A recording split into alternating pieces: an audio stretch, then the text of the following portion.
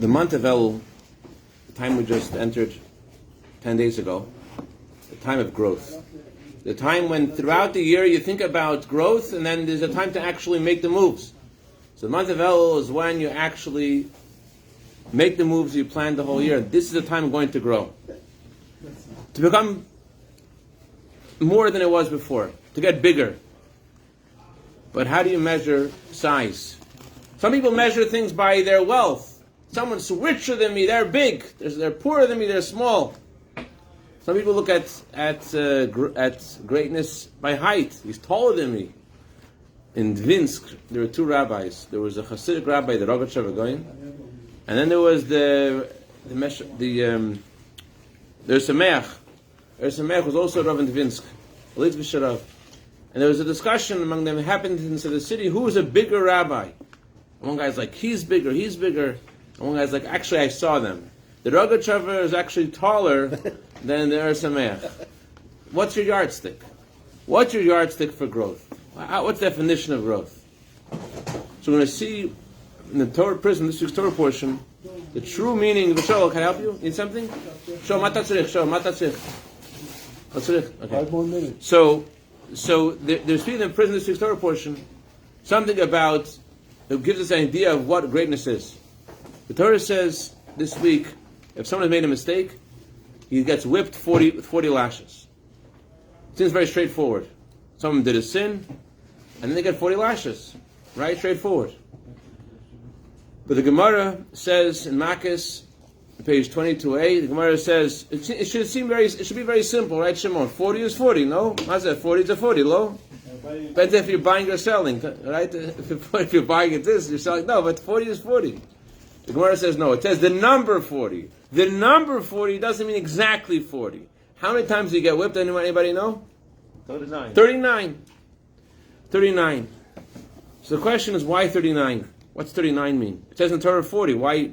Torah uses the word, the numbers, the Gemara interprets, the number means not exactly, but why 39? So Arizal says there are 39 curses that were given to Adam and Eve after the sin of tree of knowledge. 10 to Adam, 10 to Eve, 10 to the snake, and 9 to the earth. And the curses that Hashem gave them obviously aren't meant to just destroy. The purpose of Hashem giving a consequence is always to tikkun, to fix something. Hashem doesn't just hurt to hurt. The Torah talks about the consequences of the sin of tree of knowledge. The consequences are all about elevating the world through those 39 pronouncements that Hashem made. We call them curses because to our eyes they're the opposite of good. But the truth is that they were the ultimate good, the deeper good that was higher than our eyes to see. Thank you.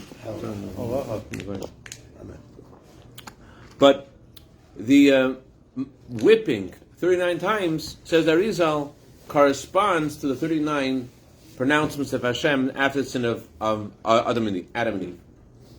The Gemara continues over there. The Gemara says, Rava says, how foolish people are, says the Gemara. Rava says, people are foolish. Moshe, you agree people are foolish? The Gemara says, people are foolish. Why are they foolish? The Gemara says a reason. They're foolish because when a Torah comes out, everybody stands up. But when a great man comes, not everybody stands up. Not everyone shows respect for a great man. Everyone shows respect for the Torah, not for a great man.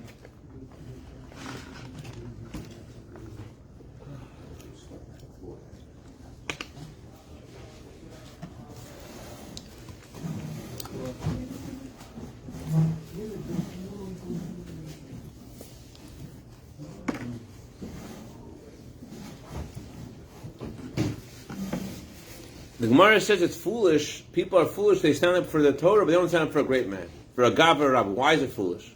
Because the Gemara says you could see that a great man is able to express the depth of the Torah. The Torah says a person's supposed to get 40. 40 is 40. But the Talmud explains 40 is not 40. 40 is 39.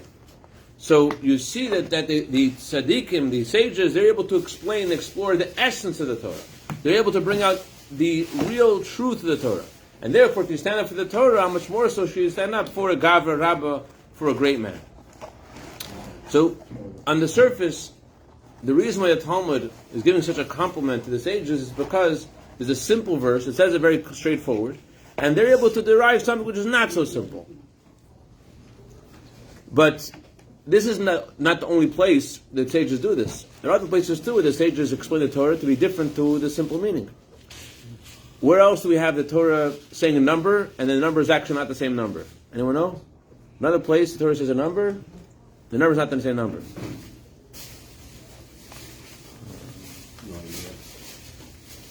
Anybody know? It says in the Torah a number, but the number isn't the number. It says in the Torah, count for 50 days. From Passover to Shavuos, count for 50 days. How many days we count? 49. 49. So how come the Talmud doesn't bring that as an example that the sages are great because they can explain the Torah different to the simple meaning? Why isn't that the example? Why is this the example? Nachmanides says that the reason why a person's whipped 40 times is because the Torah was given after 40 days. So it's a person who went against the Torah, he gets whipped 40 times because he's rebelling against the Torah, which was given 40 days. But there's a fascinating insight from the Eretz Tzvi. The Eretz Tzvi says, why 39? You know why 39? Because a Jew that makes a mistake, it's never complete. Jews don't know how to sin properly. They're not good at it. Jews aren't good at sins. Avram, Yehudim, they're not so successful at sins. They're not so successful. This guy called me on Sunday. He's like, Rabbi, I am by this poker tournament in this bicycle casino in downtown. Can you please bring me my tefillin? It's true. I thought I was in Las Vegas. It was like bicycle casino. Like, are you in Las Vegas? No, I'm in Los Santos. A casino called Bicycle Casino. Give me my tefillin. I'm thinking, the guy is like, he's part of the tournament. He's in the, he's in the, he's winning. No, what's on his mind? He can't be there. What is my tefillin? No, he can't. He can't do that. He can't fully be there. In yeshiva, the most heinous sin was considered going to a movie theater. But many of my colleagues, they go to the movie theater. It wasn't the right thing to do, but that's what they did. And they would say words of Tanya while they're in the movie theater. Somehow to justify. They couldn't just go to the movies. And I was like, no, let's go in the movies. So Jews are complicated. We can't do sins right. We don't feel comfortable with sins. That's why, you know what the Hebrew word for sin is? Anyone know what's the Hebrew word for sin? A sin on purpose. No, that's an accident. What's the Hebrew word for the sin on purpose? Anybody know? Avon. Avon. Maza avon. What does avon mean? Crooked. Why is avon crooked? Because if a Jew, it says a Jew does a sin on purpose, it's called avon. But avon means crooked. Because if you ask a Jew, why'd you do this? Jew says, I had to do it. You work on Shabbat? I don't work on Shabbat, but I had to. My family is hungry. I had to support myself. They can't just say, I work on Shabbat and finish. No, they can't do that. It's always crooked. Because even doing something on purpose, they have to. There's some kind of justification. Jews aren't good at sins. That's why the Torah says you get 39 times. Yes, the Torah was given 40 days, but a Jew's sin is never perfect. Never perfectly sin. Doesn't fit. Baruch Hashem. Mikam Yisrael. Who is like the Jewish people? Even our mistakes are not. There's always light there. So the interesting meeting between the Meir Yechiel Halevi from Ostervich met Reb Chaim Mezer, greatest all-stars of rabbis at this meeting, and they're talking words of Torah, and Reb Chaim Mezer, the great Lithuanian Torah genius, Torah giant, who, by the way, he gave the Rebbe, he was one of the few people that merited to give the Rebbe smicha, give the Rebbe's rabbinical ordination. So he told the this tzaddik Rabbi Chil, he said to him, you are a gavra rabba, you're a big man. I'm very impressed. You're a big man. Rabbi Chil's like, knowing Torah doesn't make you a big man. He said, what makes you a big man? He said, Talmud says a Jew is supposed to get whipped 40 times, and then they interpret not 40, 39. And the Rava says that's a great man. What's a great man? A Jew is supposed to get hurt, and the Gavra Rabbah, the great man, says, one second, let's not make it hurt so much. The Gavra Rabbah is not just he's great in wisdom. The Gavra Rabbah is one who is sensitive to other person, and he feels their pain. And even though the Torah says there has to be this consequences, whoa, let's make it easier. It's possible that your child needs to have discipline. And it's possible that the way to discipline the child is to hold them. But it's also possible that when the parents hold the child, they hold the child with a little bit too much force. Because the parents have their own toxicity, their own energy that they want to release, their own discomfort, and they let it out on the child.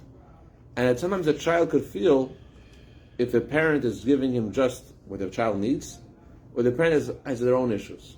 It's a very slight thing. But when the parent, it's very, no one could prove to you in court you did this amount, that amount, but you know yourself as a parent, was it you, or is it about the child? Was it what the child needed, or was it because of you? And often, it's not because of what the child needs, it's because the parent is just letting out their frustration. And it's possible the child, after the parent lets out the frustration, the child doesn't feel so safe in the parent's hands anymore. Because the parent is frustrated. So the Gavra Rabbah, the great man, is the one who's like, the Torah says something, but let's think exactly what the Torah means. Let's not give a little bit too. Let's not make sure there's the least it could be, and that's the definition said to Chaim Ezer. The Gavra Rabbah is the one who could find the loophole to let that shouldn't be so severe. I shared a story with you before about Reb Zalman Posner, who was speaking on the radio about. He was being interviewed about the Torah's perspective, various things. He's a very great genius, Hasidic author. He wrote a book called Think Jewish, many other good books. So he was being interviewed on the radio, and one of the things that the announcer was saying was that, I don't understand you Jews, I don't understand your Torah. In your Torah it says that someone eats a cheeseburger, they get whipped. How is that fair? I'm eating my cheeseburger, leave me alone. You have to whip me? You're going to hit me? Can I eat a cheeseburger? Well, come on, Rabbi, you want to punch me? I ate a cheeseburger? I ate a cheeseburger. Going to punch me? Is that fair? So Rabbi Zalman Posner says, listen, you have to know how the Torah works. It's not so simple. Someone only gets whipped after a lot of conditions are met. First of all, the court has to be established from the courts before. Today we don't have such courts. Number two, the person has to actually hear the warning right before he does the action. Number three, he can't just hear the warning. He has to repeat the warning. And he has to repeat the warning to the person who warned him. Within 3 seconds of the warning, he has to repeat the warning back 3 times. If you eat the cheeseburger and get whipped, if I eat the cheeseburger and don't get whipped, I'm eating it anyways. If I eat the cheeseburger and get whipped, if I eat cheeseburger and get whipped, then I'm eating it anyways. He does it 3 times, and then within 3 seconds, he has to eat the cheeseburger. If it's 4 seconds, maybe you forgot. And then he's off. So he has to really be determined, and the witnesses are cross-examined, what was he wearing?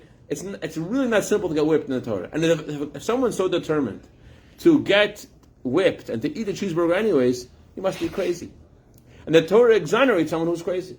So it's really hard to get whipped according to Torah. So that's what Zalman Posner said on the radio. And the Rebbe heard about this, maybe Rebbe Posner repeated it, and the Rebbe said that what he said is not really a full answer. Because if there's a system which has something which is a flaw, then the whole system is flawed. If it's wrong to to whip the person for the cheeseburger once in 40 years, it's very rare. But if that's wrong, then the system is a wrong system. So Rebbe said an example of what was happening then. Rebbe spoke in 1969, Parshat Yigash. Rebbe gave an example of what was happening then, which was the first moon landing. Imagine, Rebbe said, if someone's an astronaut is on the spaceship, and he decides he wants to light a cigarette. And they say to him, listen, dude, you can't light a cigarette because you're going with a bunch of other astronauts. There's billions of dollars being invested in your mission. The whole American people, the whole of history is watching your mission. The whole American people, you're making histories in the making. You can't have a cigarette. You're putting everyone in danger. Guys, listen, it's my thing. Leave me alone. I want to do what I want to do. You can't force me to follow your rules. Obviously, that's the wrong attitude. Obviously, this guy deserves the full brunt of the law because he's completely going against the investment of the entire nation. In a similar way, the Rebbe said, we're all in the spaceship, basically. We're all in the spaceship going from Egypt towards Israel, towards Mashiach. We're going to see Mashiach with our eyes. You guys know that? Really, I said? We're going to see Mashiach with our eyes. We're going to see Av, Mitzvah, and Yaakov. We're going to see Sarah, Rivka, and Leah. We're going to see the end of the exile. We're going to see the end of sickness. We're going to see the resurrection of the dead. We're going to see with our eyes. And how is it going to happen? It's going to happen because one of us is going to say a bracha with kavana. We're going to do a mitzvah. We're going to learn more Torah. It's going to be a mitzvah. One of us is going to do it. One of us in our life today is going to do the last mitzvah and going to tip the scale. So imagine, the Rebbe is saying in this talk, someone has a chance to do this mitzvah, and instead he derails the mission and he has a cheeseburger. It's a wonder that Rebbe said it's only 40, or only 39, because he's going against the whole mission. All the Jewish people, your grandfather's riding on his shoulders, right? On his shoulders, the guy's walking to McDonald's, and your grandfather's waiting for him. His grandfather's waiting for him. Come on, man, take the ball to the finish line. And instead, he's like, I'll have a double. It doesn't make sense. So we don't look at it that way because we don't understand what's really going on. We don't know who we are. We think we're just regular people. We're not regular people. We're part of the mission, of the destiny of the world, and we're going to make it happen. So that's why the Rebbe says it's not just logical. It seems an understatement to look at the guy only gets 39 lashes.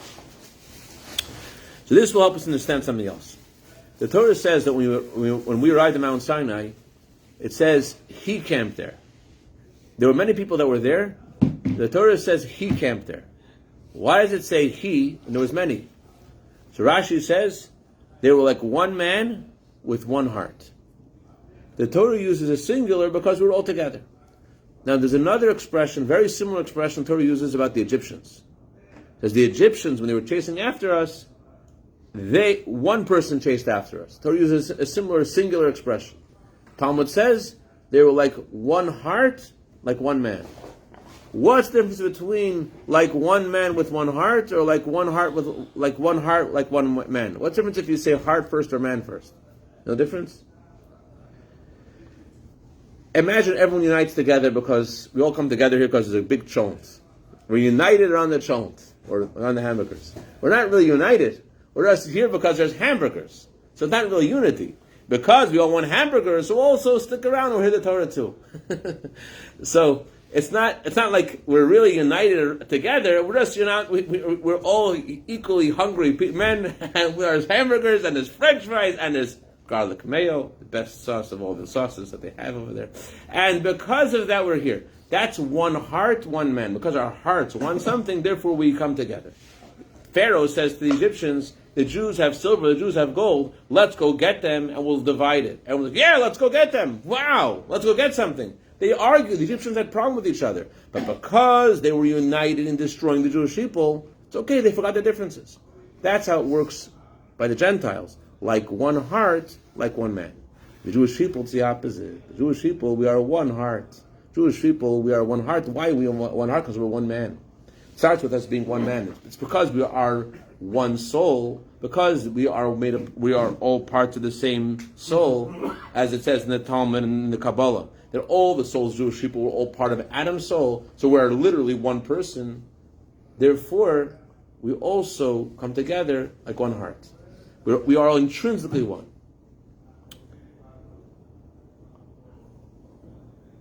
The Jerusalem Talmud gives an example. It says if by mistake you cut your right hand with a knife, by mistake you're taking a knife and you cut your right hand, you're trying to cut an orange, instead of cutting your orange, you cut your hand.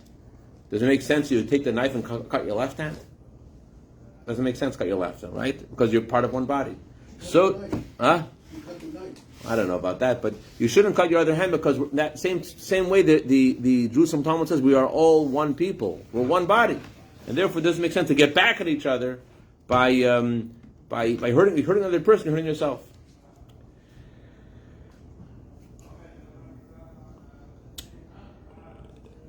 It says in the Pirkei Avos, very fascinating idea. It's worth coming tonight just to hear this idea. You ready, Avram Yifrach? It says in the Pirkei Avos, it says, Kol mezaket harabim ein ched ba'al yado.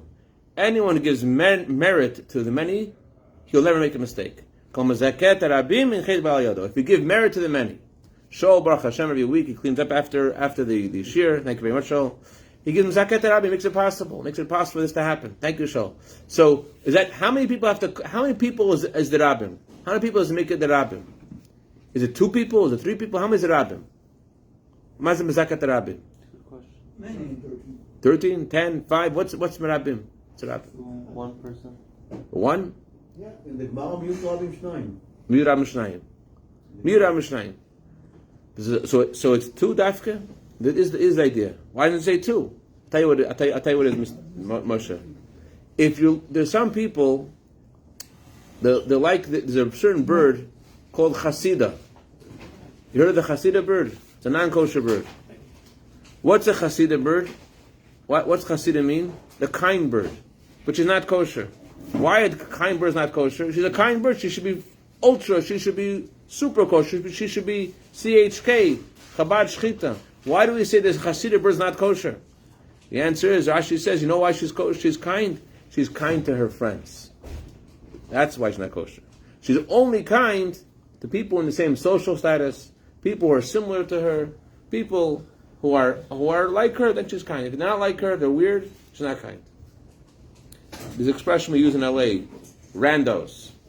Well, is he one of us? No, he's a rando. It's not okay. That's the difference of Mezaket Rabim. Mezaket Rabim means it doesn't matter to you who it is. If it matters to you, is it this guy or that guy?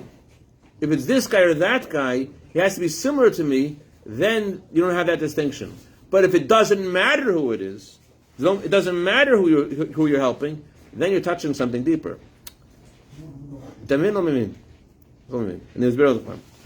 If you're helping a certain kind of people, what does it say about you? Why helping a certain kind of people? Because they're similar to you, because you feel good about helping those kind of people. Rabbi Yossi Kanakov, the Rebbe's emissary to Orlando, he calls himself the Disney rabbi. He said when he became bar mitzvah, he would put on film with other people, and he would go in Manhattan, put on film with people. And one time, he's going on asking people to put on film, and there's a guy in the subway there's a stench coming from him for like 10, 20 feet away, and he's like, I should probably ask him, right? He says to him, so I should probably ask him. He's like, you're not Jewish, are you? Yeah, Jewish, me, Jewish. Oh my gosh. You don't want to put on tefillin, do you? Oh, it's tefillin! Yay, it's tefillin, please! You can imagine, he didn't feel so good about that. But that's Mezaket Rabim. Mezaket Rabim doesn't matter who it is. If it matters to you, I want to help this kind of person, I feel good when they say thank you, then that's not Rabim. Rabim means it doesn't matter who it is. You look at people as they're just my brothers, doesn't matter what kind of people they are. Some people like helping certain kind of people. They're my kind of person, I'll help them. If they're not my kind of person, I don't want to help them. Mezaket Rabim means you don't look at the person. You don't look at how they look. It doesn't matter what kind of person they are. Mezaket Rabim doesn't matter. So the Gemara says, if you do that, you won't make mistakes. Why won't you make mistakes? Why won't you make mistakes? Because it takes a lot of soul to do that. In order to look at people and say, I don't just want to help anybody. I don't want to help anybody because anyone, they're all my brothers, all my sisters. So you're touching soul. In order to be able to go out of yourself and to help everybody, you have to touch your soul, touch your neshama. When you touch your neshama, so automatically you're protected from mistakes. Mezaket Rabim, I'm just help people. Like Kobe Angesund. Kobe makes the soup. Who is the soup for? He doesn't care. He does not care. He doesn't care if you're Ashkenazi, if you're Persian, if you're Swahili, if everybody should have the soup. It's in the perspective. Mezaket Rabim. Then other people, like, I'm making a soup, I hope this guy has it, because he's him always having soup, whatever. It's different perspective. Mezaket Rabim means you're looking at people as your brothers. Doesn't matter who they are. The Rebbe says even more. The Rebbe says even more. Let's say you tried to Mezaket Rabim, but it doesn't work. You tried. You wanted to help everybody, it didn't work out. Same thing. So now let's get back to our discussion about the 40 lashes. Maral says amazing thing. Maral says, why 40? Why 40? Maral says there's 4 letters of God's name. The 4 letters of God's name produce 4 different kinds of creatures in the world. There's inanimate, vegetation, animal, and human. Each of them have 10 levels. So the soul has parts of all the different kingdoms. Every soul has 40 parts, 40 energies, says the Maral. And so when a person makes a mistake, what's going on? We find throughout the Torah the number 40. There's 40 days and nights of the flood. 40 days before a person is born. It takes 40 days for the baby to be conceived after the announcement in heaven. Right? Abayim Yom comes to Tavlat. 40 years we're in the desert. 40 days Moshe Rabbeinu is on Mount Sinai. Why 40? What's 40? Always 40. 40 days bat kol. Right, 40 days before baby's born, there's a bat kol, there's an announcement in heaven. What's 40? So Maral says the 40 has to do with the soul's formation. He says when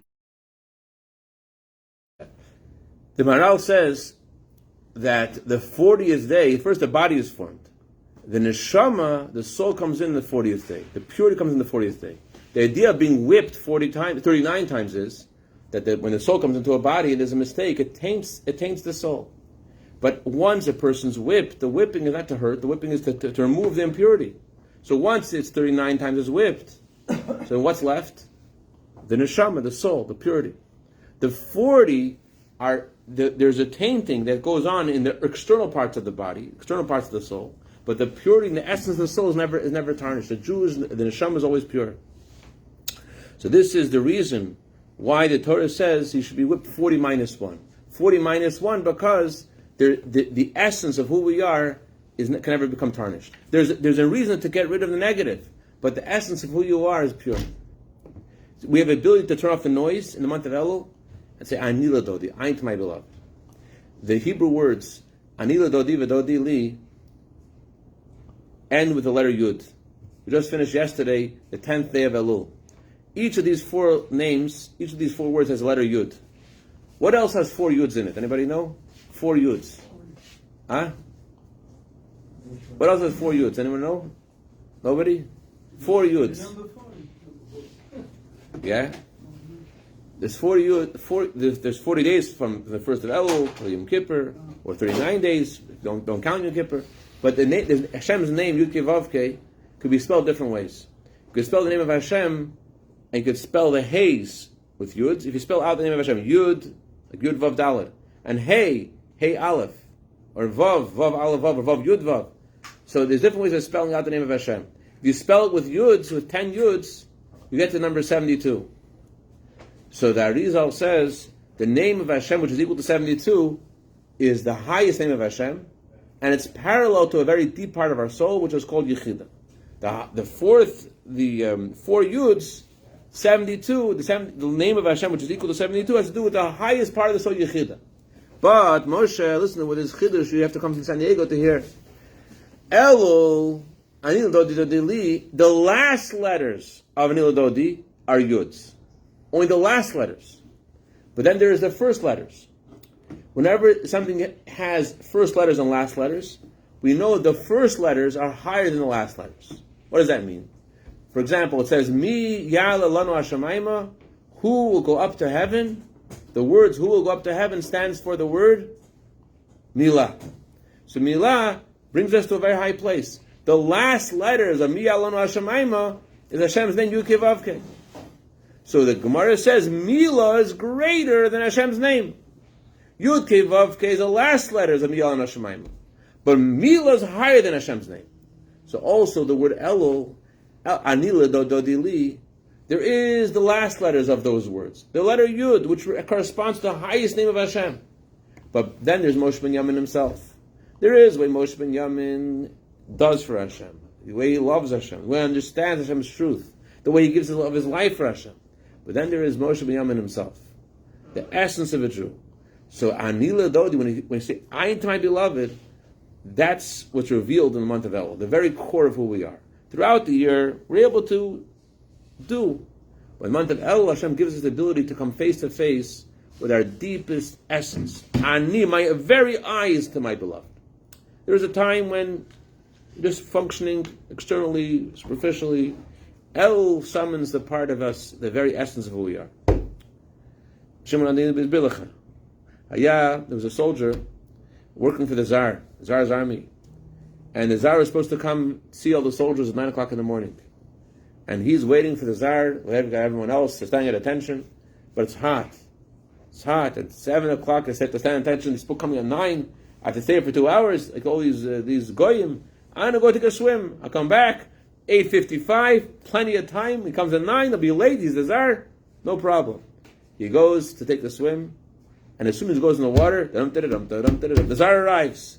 So what's he going to do now? He runs back to the place where all the soldiers are waiting to see the Tsar, and he has to run back. He just grabs his gun and he stands at attention without his clothing.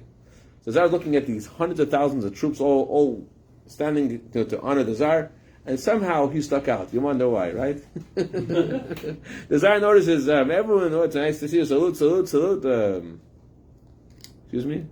So the soldier had to think of something fast to say. He said to the Tsar, Your Majesty, who protects you? Me or my clothing? Me or my clothing? In a similar way, there is our clothing, there's what we're supposed to do, then there's our deepest self. And Elul Hashem brings out in us our very essence, the ani of who we are, the real I of who we are. And this is the idea of the 40th. Because on Shabbat, there are 40 things you're not supposed to do on Shabbat. Actually, are there 40? 40 minus 1, the Gemara says. 40 minus 1. What does it mean, 40 minus 1? Let's say 39. Why is it 40 minus 1? So that explains that there is one we're supposed to do on Shabbat. On Shabbat, we're given an extra neshama yitera. When we say Kiddush on Shabbat, what do we say in Kiddush on Shabbat? We say V'ratza banu. What's V'ratza banu mean? Wanted us. Hashem loves us. But Chassidus says V'ratza banu. Hashem's desire for our desire to be close to Hashem on Shabbat is inside us. Our highest, deepest self comes out on Shabbat. Our highest part of who we are, our ratza, our desire to be close to Hashem, the essence of who we are, banu is, we feel it on Shabbat. Neshama yitera, the extra neshama. Thank you. So the bottom line is, on Shabbat, there's one thing we're supposed to do. Throughout the week, we're involved in elevating the world, but we get it all from the Shabbat. Shabbat is when we focus completely on Torah and Tefillah and Stock on Avot Yisrael. So Shabbat gives us the energy for the rest of the week. Shabbat we come face to face with our ani, with our I. And this month of Elul, especially in the Shabbat of Elul, and throughout the month of Elul, Hashem gives us this ability to push aside the external things and to think about who really are. It's possible, you're sitting on a chair and you feel yourself sitting in the chair. You feel words being spoken, things you're seeing. So you close your eyes, you don't see. You close your ears, you don't hear. But then there's your eye. What's your eye? Your eye is your body. And you turn off all the noise, and you know who you really are. That's the spark of Mashiach in us. The spark of Mashiach in us is our true eye. Hashem should bless us all. We should be freed from the exile. We should reveal who we are and what we are. Anila Dod, L'chaim. Any questions or comments? Don't forget the Zoom, guys.